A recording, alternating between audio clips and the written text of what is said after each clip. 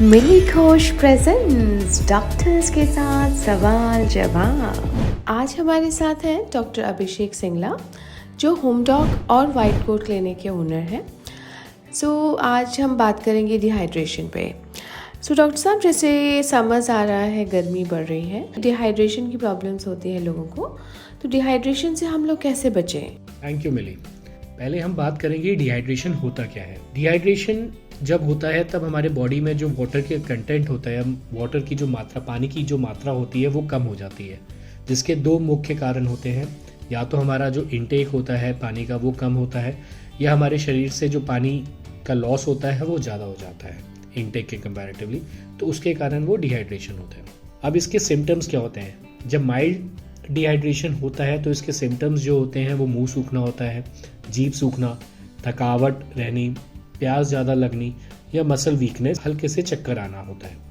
और जब severe dehydration होता है तो उसके जो साइन एंड सिम्टम्स होते हैं वो सनकन आइज होते हैं, बीपी कम होना होता है, या हमारे जो दिल की धड़कन है या जो हमारा हार्ट रेट होता है वो बढ़ जाता है, जिसको हम टैकीकार्डिया बोलते हैं। मेनली जो डिहाइड्रेशन पाया जाता है वो तो या तो एल्डरली पेशेंट्स में पाया जाता है जो अबव 55 से 60 ईयर्स से अबव होते हैं, या बच्चों में पाया जाता है जो 12 से 14 साल से कम होते हैं। अब हम डिहाइड्रेशन कैसे प्रिवेंट कर सकते हैं? ज़्यादा से ज़्यादा मात्रा में पानी पीना, जहाँ स्वेटिंग ज़्यादा हो रही है या गर्मी में जो काम कर रहे हैं उनको पानी के साथ साथ अपना ORS या जिसमें सोडियम और पोटेशियम हो या क्लोराइड्स हो वो मात्रा में लिक्विड ज़्यादा लेना। वो फल फ्रूट्स खाने जिसमें पानी की मात्रा ज़्यादा हो, जिससे कि हम ये प्रिवेंट कर सकते हैं डिहाइड्रेशन। अब कुछ कंडीशंस ऐसी होती हैं जिसमें डिहाइड्रेशन के चांसेस ज़्यादा होते हैं, जिसमें कि वो पर्सन को ज़्यादा पानी पीना है, ज़्यादा फल फ्रूट्स खाने हैं जिसमें पानी का कंटेंट ज़्यादा हो, जैसे कि वॉमिटिंग एंड डायरिया। जिन पेशेंट्स में वॉमिटिंग एंड डायरिया परसिस्ट करता है, ज़्यादा होता है, उसमें उनको पानी की मात्रा ज़्यादा लेनी होती है। नॉर्मली हमने ये देखा है कि एल्डरली पेशेंट्स या बच्चों में ये कंडीशन में डिहाइड्रेशन के चांसेस ज़्यादा होते हैं क्योंकि उनमें बॉडी रिजर्व कम होता है। जो लोग एक्सरसाइज करते हैं, रनिंग करते हैं, दौड़ते ज़्यादा हैं, जिम ज़्यादा करते हैं, जिनको पसीना ज़्यादा निकलता है, उनमें भी वो वाटर कंटेंट उनको ज़्यादा चाहिए होता है टू प्रिवेंट डिहाइड्रेशन। अब हॉट एंड कोल्ड वेदर में भी आपको डिहाइड्रेशन के चांसेस होते हैं। गर्म वेदर में क्या होता है कि हमें बॉडी टेम्परेचर अपना लो करना रहने के लिए हमें पानी का कंटेंट ज़्यादा होना चाहिए, या फिर जो हमारे पसीने से जो पानी का कंटेंट निकलता है बॉडी से उसको रिप्लेस करने के लिए हमारा पानी का इंटेक ज़्यादा रहना चाहिए। इसलिए हम कहते हैं कि जब भी आप धूप में ज़्यादा निकलें या गर्मी वेदर में ज़्यादा एक्सरसाइज कर रहे हैं या ज़्यादा काम कर रहे हैं तो उसमें आपका पानी का इंटेक ज़्यादा होना चाहिए, सो दैट कि आपको डिहाइड्रेशन से आप प्रिवेंट कर सकते हैं। तो ये मिली ये डिहाइड्रेशन के बारे में जानकारी थी, क्योंकि अब समर्स आ गए हैं, हॉट वेदर शुरू हो रहा है, गर्मी और बढ़ रही है, तो इसलिए मैं सबसे यही बोलूँगा कि आप अपनी वाटर बॉटल्स अपने साथ रखें। कहीं पे भी लंबे रूट के लिए जा रहे हैं, चाहे वो आप कार में भी क्यों ना जा रहे हो, बट अपना पानी और अपना इलेक्ट्रॉल अपना साथ रखें, सो दैट कि आप वो डिहाइड्रेशन से अपने आप को बचा सकें। Thank you.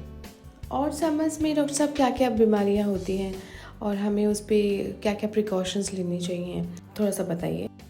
जैसे हम सबको पता है कि समर्स आ गए हैं, जो टेम्परेचर है वो काफ़ी राइज़ कर रहा है, तो कुछ बीमारियां ऐसी होती हैं जो समर्स में काफ़ी सिग्निफिकेंट होती हैं, काफ़ी लोगों को इश्यूज आते हैं समर्स में।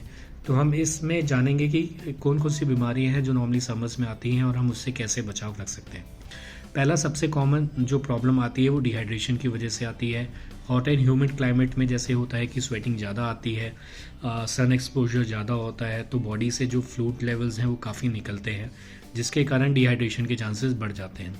तो इसको प्रिवेंट करने के लिए यही है कि टाइम से टाइम आप अपना पानी पीते रहें, ऐसे फल फ्रूट्स खाएँ जिसमें वाटर कंटेंट ज़्यादा हो, इलेक्ट्रॉल ज़्यादा लें जिससे कि सोडियम पोटेशियम आपका जो बॉडी का है वो एक्यूरेट रहे, एंड ज़्यादा ट्राई करें कि आप ज़्यादा एक्सपोज ना हो सन पे, ज़्यादा देर बाहर ना रहें, इससे हम वो डिहाइड्रेशन प्रिवेंट कर सकते हैं। Second most common is the sunstroke. Sunstroke normally होता है जब आपका टेम्परेचर जो होता है, वेदर जो क्लाइमेट होता है वो अबव 40 डिग्री सेल्सियस हो, जिससे कि, और वो भी मेनली हीट स्ट्रोक तब होता है जब आप ज़्यादा टाइम तक अपना एक्सपोजर ऑफ सनलाइट या हीट से हुए हो, जिसके कारण डिहाइड्रेशन हो, आपने वाटर कंटेंट आपका अच्छा ना हो, और उससे बॉडी का जो रेगुलेशन ऑफ टेम्परेचर का जो रेगुलेशन होता है वो ना हो पाया हो, जिसके कारण आपकी बॉडी ज़्यादा हीट अप हो गई हो और वो कूल नहीं हो पाई, जिसके कारण वो सनस्ट्रोक के चांसेस होते हैं। अब इसके जो सिम्टम्स होते हैं वो होता है कि आपको काफ़ी पियर्सिंग हेडेक होता है, काफ़ी डिजीनेस, चक्कर आना होता है, आपको ऐसा लग रहा है जैसे कि आप खड़े नहीं हो पा रहे हैं, चक्कर आ रहे हैं, मसल्स क्रैम्प्स होते हैं, मसल्स पेन होते हैं, सीजर्स, कन्वल्जन्स आ सकते हैं, या हार्ट रेट आपकी बढ़ सकती है। तो ये होते हैं साइन एंड सिम्टम जिससे हमें पता चलता है कि आपको सनस्ट्रोक हो सकता है। अब इसकी जो ट्रीटमेंट है वो यही है कि आप एक्सपोजर ना लें, ज़्यादा देर बाहर ना निकलें। अगर बहुत ज़्यादा धूप है तो आप अपनी हैट पहने, गॉगल्स पहने, अपने आप को हाइड्रेट रखें, पानी, वाटर कंटेंट अच्छा रखें, फल फ्रूट्स खाएं जिसमें पानी का कंटेंट ज़्यादा हो, ORS, इलेक्ट्रॉल ज़्यादा पिएं, ठीक है, जिससे कि हम सनस्ट्रोक को प्रिवेंट कर सकते हैं। थर्ड मोस्ट कॉमन होता है वो स्टमक इन्फेक्शन होता है। हम सब ने देखा है कि कुछ भी हम थोड़ा बहुत भी बाहर का खाते हैं समर्स में तो हमें स्टमक इन्फेक्शन के चांसेस होते हैं, लूज मोशंस, वॉमिटिंग हो जाती है।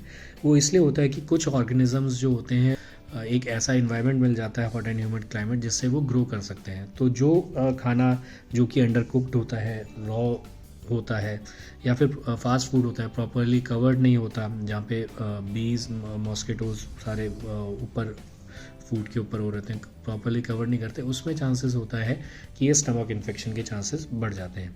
तो इससे प्रिवेंट करने के लिए यही है कि आप बाहर का खाना कम खाएं, अवॉइड करें, या प्रॉपरली कुक्ड फूड खाएं, अनकुक्ड ना खाएं, रॉ चीज़ें कुछ भी ना खाएं, अच्छे से वॉश करें पहले फ्रूट्स एंड वेजिटेबल्स, तब खाएं। एंड जो फ्रूट आप बाहर का कुछ खा भी रहे हैं तो वो प्रॉपरली कवर्ड होना चाहिए, वहाँ पे मक्खियाँ और वो सब मच्छर नहीं होने चाहिए, जिससे कि वो इन्फेक्शन के चांसेस कम हो।